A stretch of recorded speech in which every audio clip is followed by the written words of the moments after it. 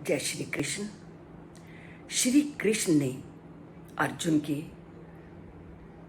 विविध प्रश्नों का उत्तर देते देते उसे क्षेत्रज्ञ, ज्ञान और ज्ञेय का वर्णन किया।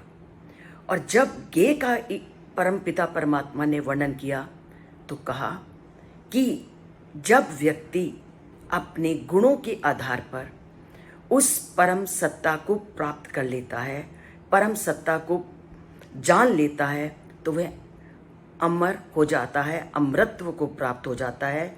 और वो जो अमरत्व की अवस्था है वह भी मैं हूँ। और इसका वो विस्तृत वर्णन आगे 14 चैप्टर्स में करेंगे कि चाहे निराकार हो चाहे साकार हो, वह दोनों ही मेरे ही रूप हैं। तो निराकार और साकार रूप उस परम पिता परमात्मा के हैं। उसी को वो आगे बढ़ाते हुए कहते हैं कि सर्वतः पाणिपादम तत् सर्वतो अक्षि शिरोमुखम सर्वता श्रुतिमान लोके सर्वम आवृते तिष्ठति।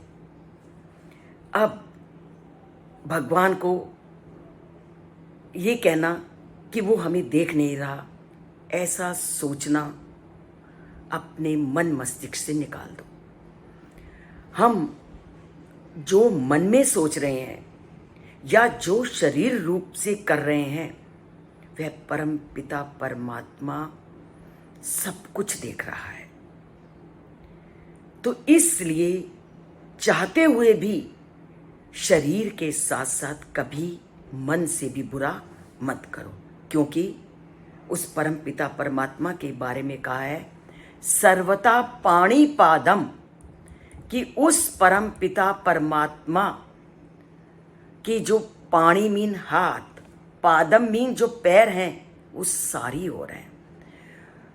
पाणिपादम उनके जो व्यक्ति है उसके हाथ पैर केवल उसके ही शरीर तक स्थित हैं, परंतु उस परम पिता भगवान के हाथ, पांव, नेत्र, सिर तथा मुख सब और हैं।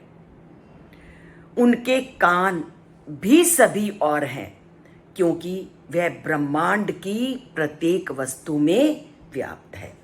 तभी तो उन्होंने श्लोक में कहा सर्वता पाणिपादम, कि मेरे हाथ और पैर सब और हैं।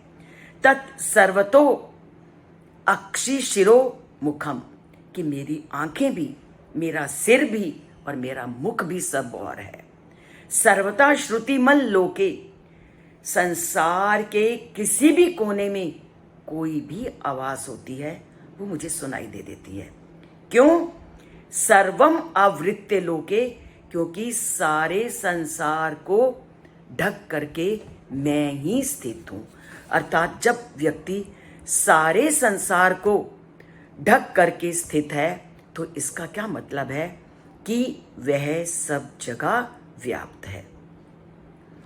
प्रायः लोग क्या तर्क करते हैं कि उस परम पिता परमात्मा के हाथ पैर आंख कान नहीं होते, परंतु श्री कृष्ण कहते हैं कि भगवान में वह सब कुछ है और वह असंख्य मात्रा में है।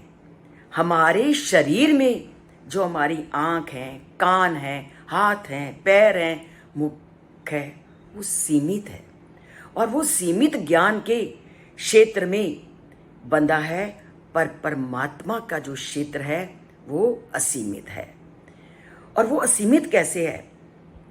वो तो कर्तुम अकर्तुम, जिसको कोई नहीं कर सकता उसको भी करने में सक्षम है।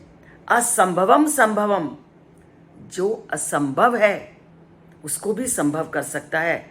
और अगर हम उसको नहीं मानते और उसके प्रति तिरस्कारपूर्ण व्यवहार रखते हैं तो वो संभव को भी असंभव कर देता है। ऐसी अलौकिक शक्ति से संपन्न है वो परम पिता परमात्मा। ऐसी शक्तिशाली भगवान के लिए यह कहना कि उनके हाथ पांव नहीं होते, तो उनको ये लाचार की तरह बताने जैसा है। भगवान के अंग और इंद्रियां तो दिव्य हैं, जबकि हमारी इंद्रियां, हमारे अंग माइक हैं, भौतिक हैं। और जैसे ही इन अंगों के साथ उस परमात्मा का संबंध विच्छेद हो जाता है, तो हमारी ये इंद्रियां काम करना छोड़ देती हैं, क्योंकि ये माइक है। परंतु उस परमात्मा की इंद्रियां अलौकिक हैं, दिव्य हैं, हर समय दिन रात वो कर्म के क्षेत्र में बंधी रहती हैं, इसलिए वो अलौकिक हैं, सब कुछ जानने में समर्थ हैं।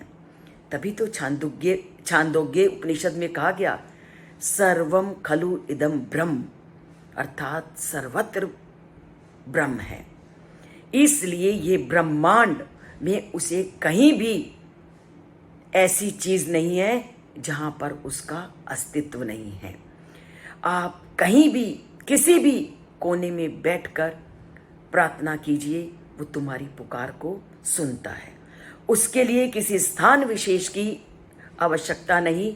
आप किसी भी कोने में कोई भी घटना अच्छी या बुरी होती है, उन सब का ज्ञान उस परम पिता परमात्मा को हो जाता है। जब परमात्मा हमारी सभी क्रियाओं को देख रहा है, तो हमें चाहिए कि हम कोई भी बुरा कार्य ना करें और अपने मन को निरंतर उसकी भक्ति में लगाएं। और उसकी भक्ति में लगाने के लिए गीता के श्लोकों को समझें, जानें, उसके महत्व को पहचानें। इसलिए उसके महत्व को जानने के लिए जुड़ते हैं इस चैनल से।